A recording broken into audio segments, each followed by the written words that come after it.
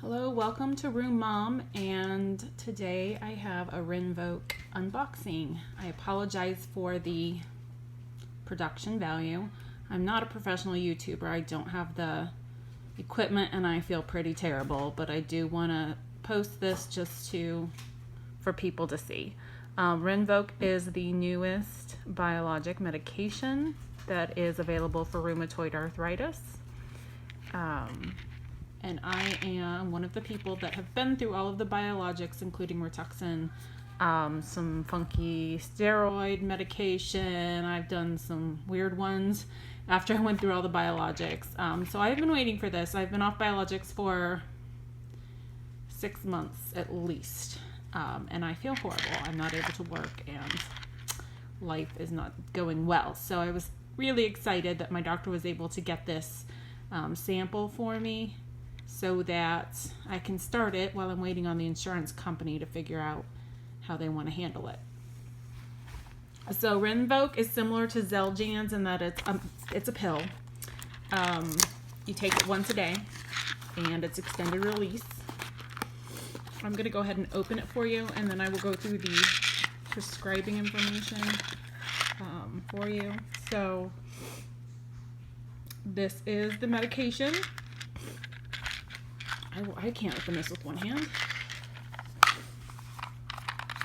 So it is pretty easy to get off with this kind of rubber top, and then you're supposed to flip the cap to cut the foil, which I've never done before and I don't know how to do, so it shouldn't be this hard though.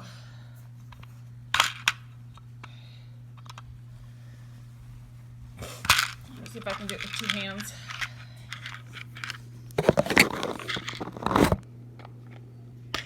Oh. Yep, it is a 2-hand job. Got your medication, got the foil out, and you can see the medication inside there. This is a 2-week supply, and she gave me 2 2-week boxes, which I'm starting today. I do want to go over this lovely thing, just some main points. I am a nurse and have a lot of experience with these, so for those of you with some questions, I can go over it with you, but please don't take this as doctor's advice. I'm not a doctor, I'm a nurse. So talk to your doctor with any questions. So the medication guide, which is what the patients usually get and what you usually get with your prescriptions. You know, like all biologics, it may cause serious side effects such as serious infections. You do have to be screened for TB annually. Shingles, it comes up more often if you've had chickenpox in the past. If you have hepatitis B or hepatitis C, it can activate those viruses, and you should be screened for those.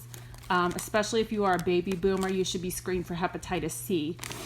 All baby boomers should. You know, if you've had blood transfusion wasn't being screened for hepatitis C back in the day.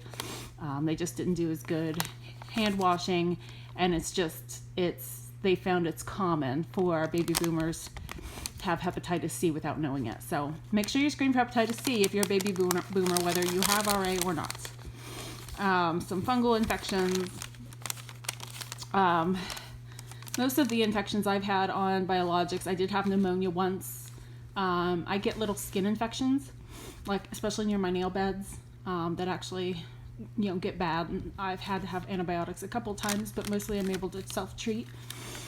I think that's the main thing. Cancer, which is a common serious side effect, but I don't think it's it's commonly listed, but I don't think it's common.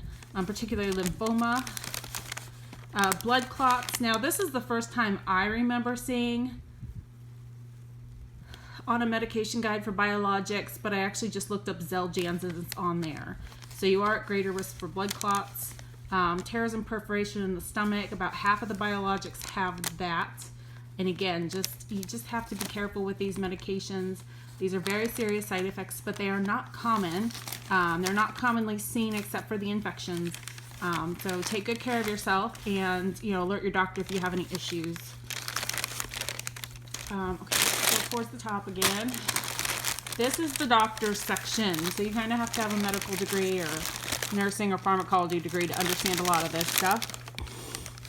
Dosage is 15 milligrams once daily. It is a monotherapy, so you can just take this for rheumatoid arthritis.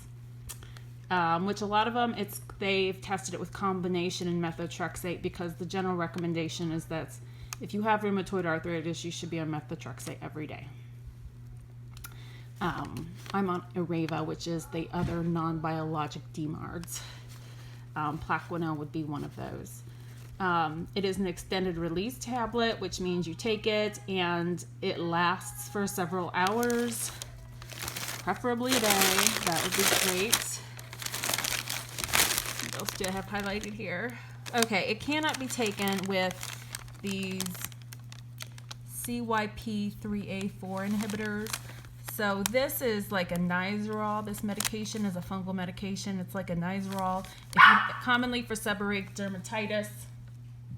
Sorry, my dog is barking at our cats. So you need to make sure, it just makes it more potent. So you probably shouldn't take it if you're taking that medication. It has only been licensed currently for rheumatoid arthritis. That means if you have Crohn's disease or psoriatic arthritis or lupus or one of the other autoimmune diseases, if your doctor prescribes this, it's off-label and you may have trouble getting it paid for by the insurance company. Now that may not last. This is a brand new medication. It literally just came out, and they have to do more studies in order to get it on the label. Next is the embryo-fetal toxicity. Now, a lot of these biologics, they haven't been tested on pregnant women. They're not allowed to do that anymore because the risk is too high. So they test it on animals, and this has been shown to cause fetal harm, which is different than most of the biologics. Most of the biologics have a warning, let me grab my dog here, that says, it's probably okay, but report to us if you're taking it to let us know what your side effects are if you're pregnant and you're taking it. So that's general. So this one says no so far, but talk to your doctor. They may say, hey, if it's worth it to you, if it's worth the risk, then it's probably okay. Personally, I was on Embro when I got pregnant with my second child, and I chose to go off of it. Embro worked really well for me. And when I had my child, within 4 days, I was really flared up again. And I started the Embro, and it didn't work at all. So that's what you're looking at, Izzy. Again, you shouldn't use live vaccines for this. I have seen patients go ahead and use the live vaccines and they didn't have any problems. But that would be a rare instance where it would be required and your doctor would allow it. I know mine would not. I talked to her about it. Lactation, there's no data. The thing with lactation and medications is if the molecule, once the medication's broken down into molecules, if the molecule's too big, it can't get into the breast milk. And I think that's what they suspect here, but you would have to make that choice and look at the risk factors. I personally would not do it. I would be scared to death. Just from personal experience, when I had my baby, I stopped breastfeeding when I started medications again because even prednisone, I just didn't want her on that. I just didn't want the risk. I was on methotrexate and Embro when I got pregnant with her. It was a very stressful pregnancy to see if she'd have any issues from that, and I just couldn't bear risking anymore. So that was my personal choice. But all right, the pharmacodynamics. So this is a JAK inhibitor, like Xeljanz, but unlike Xeljanz, it works through the interleukin pathway. So it kind of, instead of working it directly on the JAK inhibitors, the immune pathway is really long. It goes a little bit farther up the immune pathway to inhibit the JAK inhibitor. So it goes on your interleukin receptors. There's a ton of them. And this is the interleukin 6 and 7. Now, some of the other medications are Kineret, Kevsara and Actemra that are also interleukin inhibitors. They do different interleukin receptors, but that is what they do. But this one works on the interleukin receptors to get to these stats and to work on your JAK kinase. So yeah, that's way above my head. That's the best way I can explain it. It's terrible, I know, but that's the scoop. Now this one, I'm always looking at these pharmacokinetics because I want to know how quickly this med will work. And it looks like it's at a therapeutic state within 4 days, which is awesome. So I really hope to see something in 4 days. I'm sure my doctor will say, try it for 6 months if it doesn't work. Just like all these other biologics, but hopefully I'll know something within 4 days. So that is all I have. I may do an update video to let you know how it's doing for me. I may not. It just depends on how I'm feeling. But that's that. I do have some older videos to post. I have a Kevsara unboxing. And I have some surgery stuff that I'm probably going to go ahead and post. I wanted to edit them, but it's been like a year since I videotaped them, and they're just going to have to go up as is if I want to get them out to anybody who's interested in learning that information. They just won't be great. Maybe if I ever do get some editing software and have the wherewithal to be able to do all that, I will make them better. But for now, this is what I got. Thank you very much. Take care.